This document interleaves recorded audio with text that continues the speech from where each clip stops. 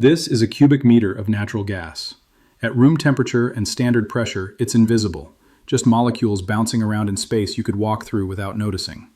On European spot markets, this invisible cube costs approximately 47 euros as of this morning.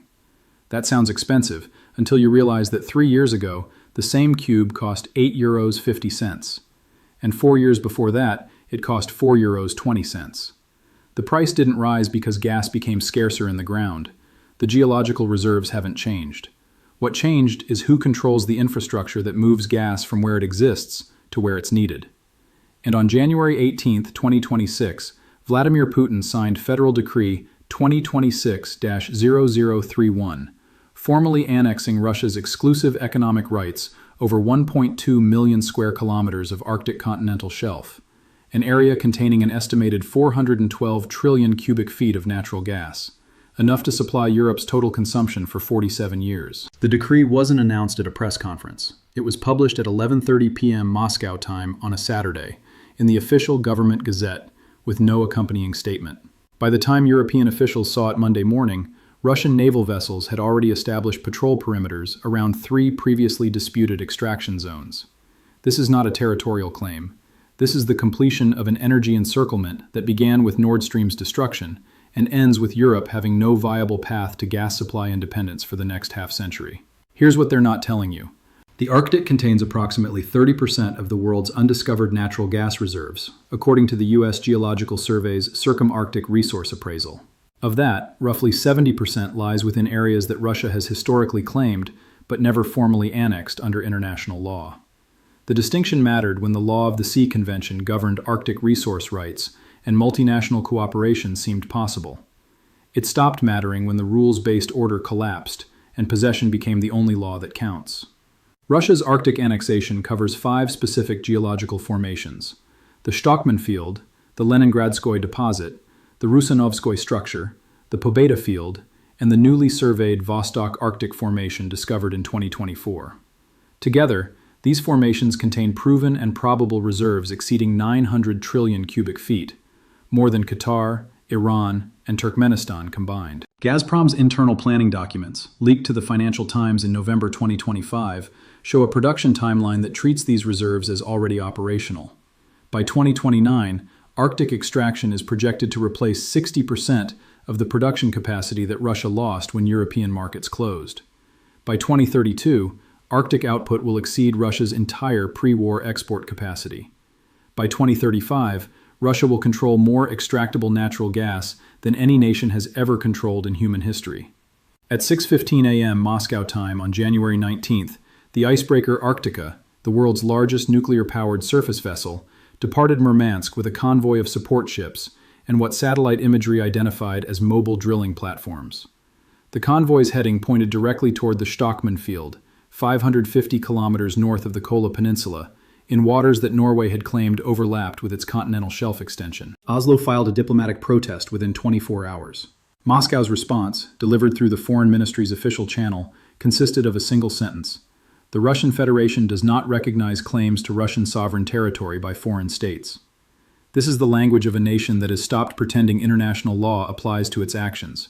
This is where the lie becomes unsustainable. Europe's energy transition was supposed to make Russian gas irrelevant. That was the promise. Wind turbines, solar panels, heat pumps, and green hydrogen would replace fossil fuels before the consequences of cutting Russian supply became permanent.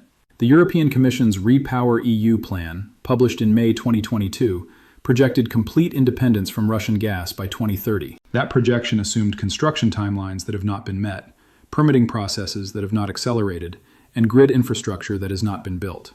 As of January 2026, Europe has added 87 gigawatts of renewable capacity since the invasion, an impressive number that still covers only 23% of the gap left by Russian gas curtailment. The remaining 77% has been filled by liquefied natural gas imports, primarily from the United States and Qatar, at prices that have permanently elevated European industrial costs above competitive threshold. German manufacturing output has declined for 11 consecutive quarters. BASF, the world's largest chemical company, has closed 3 German facilities and shifted production to China and Louisiana. ThyssenKrupp's steel division reported losses of 2.1 billion euros in fiscal 2025 and announced strategic restructuring, that analysts interpret as managed decline. Volkswagen has warned that European battery production may become economically impossible if energy prices don't fall by at least 40%. These are not temporary adjustments. This is deindustrialization, the permanent relocation of productive capacity from Europe to regions where energy remains affordable. Every factory that closes will not reopen when prices normalize, because prices will not normalize. The infrastructure that made cheap energy possible has been destroyed, and the alternative infrastructure has not been built.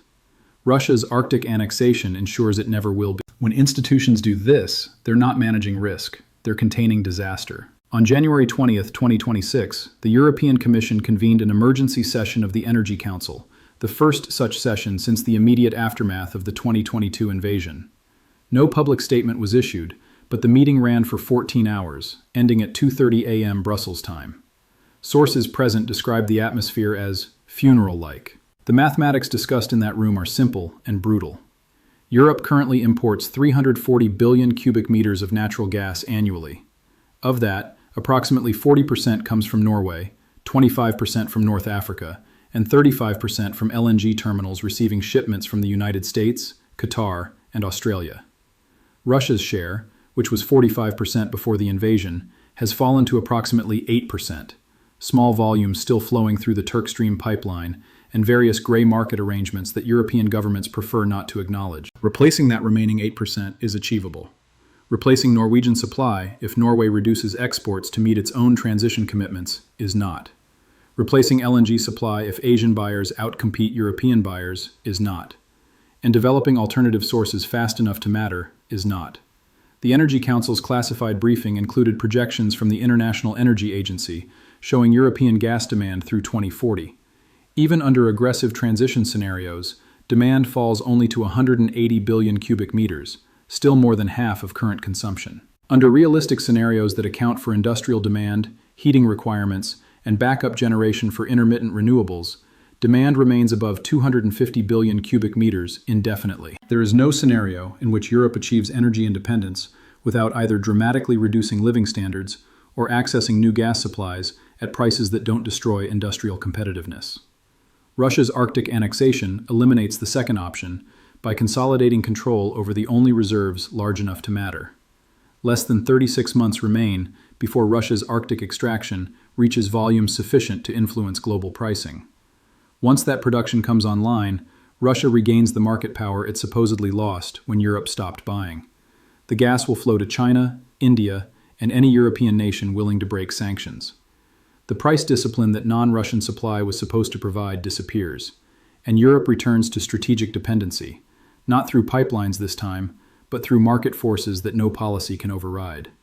While one side depletes, the other side accumulates. China's response to Russia's Arctic move was coordinated within hours, suggesting advanced knowledge that Beijing officially denies. On January 19th, CNPC, China National Petroleum Corporation, announced a framework agreement with Gazprom for joint development of 3 Arctic fields, with Chinese investment covering 40% of infrastructure costs in exchange for 30-year supply commitments at prices linked to Chinese domestic benchmarks rather than European spot markets. The deal structure is unprecedented. Previous Sino-Russian energy agreements used international pricing mechanisms that gave Russia exposure to global market conditions. This agreement locks in prices at levels that guarantee Chinese industrial competitiveness while providing Russia with stable revenue regardless of Western sanctions. It is, in effect, a parallel energy market that operates entirely outside dollar-denominated systems. India followed within 72 hours.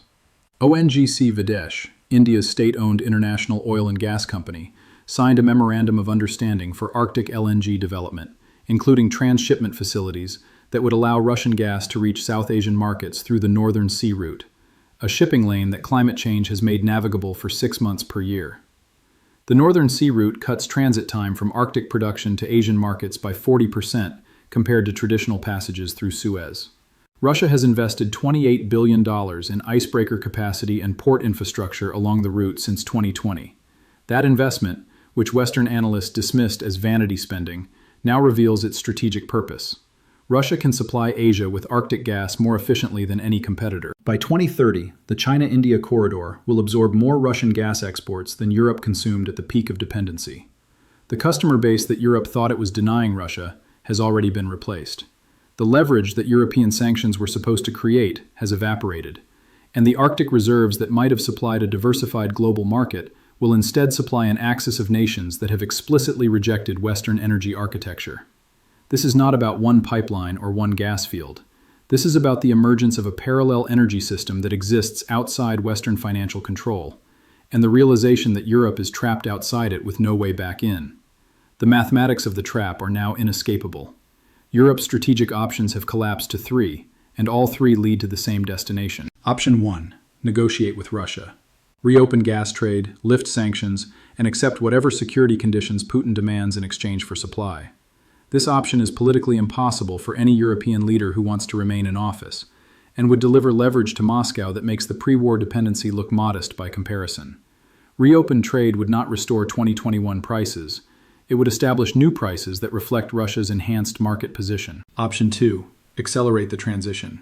Build renewables faster, deploy heat pumps at scale, develop green hydrogen infrastructure, and accept the 15-20-year timeline required to reach genuine independence.